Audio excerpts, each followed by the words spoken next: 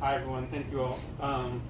It's great, and I'd love to take a moment to appreciate all the beauty in this garden that surrounds us too. Like we were saying, Anne was a great appreciator of beauty, and she really took care to build beautiful environments around her, and that is a web of it can be from a room to a garden to a family to a community, and I'm realizing, coming up here too, back in Sonoma, we've spent a lot of really wonderful times in our lives. How many touchstone moments in my life and periods in my life are deeply connected to Anne from the time I was very little until now.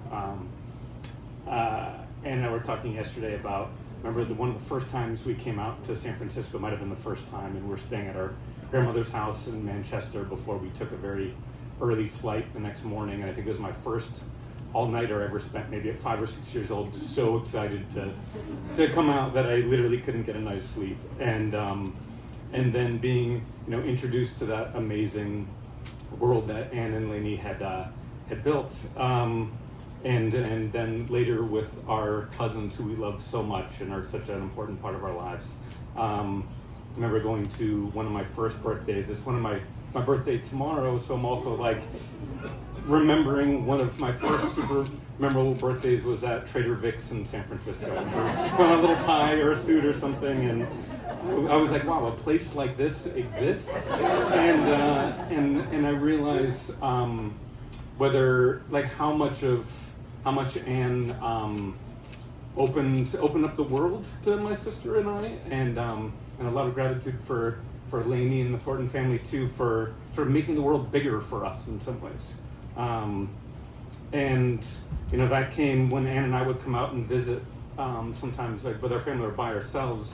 We would slot in with Charles and Henry and Annie and Jane and middle Anne and I into this sort of like Brady Bunch 3 and 3 combination that was really amazing. And so many times sort of going around San Francisco, be it different restaurants, to baseball games, to movies, to outings up to Sonoma, to Puerto Vallarta, and like it was just really it was really seamless, and I do think really important to all of us. But this type of open up the world could be something as simple as introduction to the wonderful world of Thai food and the great restaurant around the corner there, or to like what whether you had what it takes for a certain career path in your life too, which was really important to me, and Anne's being there when Sasha and I moved to San Francisco.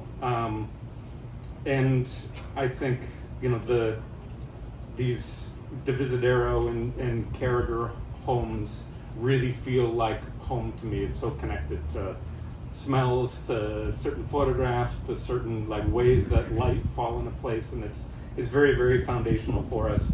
Even if anyone's ever stayed at a house of Anne's, the beds are always the most comfortable beds in the world. And I remember Anne and I were sort of on a mission. We're like, hey, we need to figure out how do you make like an Anne Thornton bed. And so wherever we go, have the exact right like cuddle down a Maine shearling cover and the right white sheets and pillowcases and things too. And I remember Jane said at our mother's memorial about Mary Jane sitting on the end of like running the world from the end of her bed, and I feel this deep kind of writer kind of connection and communion when you just sit in bed and drink 4 pots worth of coffee over a period of time, and that is such a centering spot in your life. And then in college, I was very, very blessed to come out and stay at Carragher, and had a really amazing time working up at the ranch, making things for the house and at the ranch and for Broadway as that was being built. And it was so great coming from Massachusetts, and then it's such a different environment being up on the mountaintop and making these amazing soil cement tiles, working largely with this great crew of guys from Guadalajara. And I realized even a lot of time that I spend down in Mexico, I feel so comfortable from working with all these amazing artisans who taught me a lot too. And then afterwards, the next summer coming out and then helping Anne with some project management projects, including when she was working to build this out too. And I remember one of the first things, we went over to the design district and we're getting furniture for outdoors for this, what would be this restaurant here. And going to the Brown Jordan and picking up the furniture. I remember looking at what the bill was going to be, and I was like, wow, that's really expensive. And Anne said, well, if you focus on quality, it's not expensive if you realize that these things are going to be around for 30 years. And I think when these chairs aren't here, they're still here. And another like 2 years from now, it'll be 30 years. So she was right as usual. And then when my wife Sasha and I moved here after college and after we lived in Vietnam for a year and coming to San Francisco to start our careers, I also felt this really great sense of safety, knowing that like Anne was there and I had this other home, and that the Thornton family was there. And I realized with the wonderful scaffolding that our parents provided us, what Anne's role as this kind of launch pad for us, or really sort of being there for us as well. And then exactly, it comes September, it'll be 20 years ago that Sasha and I got married at Carragher too. So there's always this sort of profound and lasting connection. And I realized just following her path and her lead has always been a great thing for me to do. And even the family compound that was mentioned in Guatemala, when we loved going there, and would go there all the time. And then a few years ago, Nanny said, hey, the place that's contiguous with Mom's garden is undeveloped and maybe available. So we built a home over the last few years together to always be connected to this family, which is so important to me. And mentioning what my father was saying too about my sister Anne and Anne coming out here first. We were telling a story where even before she moved out after high school, in high school, I guess in 9th grade, she came out for an internship, which was at Eileen West as well too. And Anne on the first day saying, okay, here's the bus route, you gotta take the bus down to Divisadero, switch over at Geary, and like Divisadero and Geary wasn't NOPA at that point or wherever it might be called, Lower Pack Heights.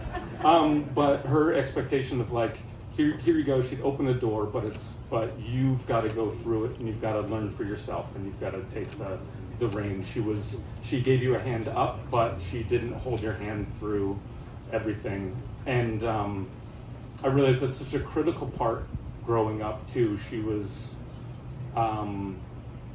someone of an older generation who I respected a lot. And when you're a young adult, to have somebody who treats you as a fellow adult and as a peer, and just that kind of that realization that, oh, I'm an adult now too, because Anne had that remarkable ability to just meet you where you were at and didn't care where you were in your path, and that expectation she had from you was really a driver. And she would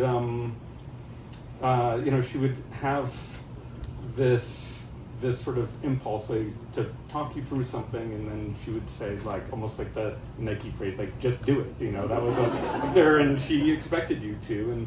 And as my dad said too, she was very free about dispensing advice. So you always got a lot of it, but it's interesting, like, if you didn't take it, she also had all of that respect for you too. But what Anne also provided for us is an ongoing deep connection to our mother also. They were very, very different women, but they had a lot of interconnectivity between them. And I feel really, really blessed and really grateful to kind of have them in combination.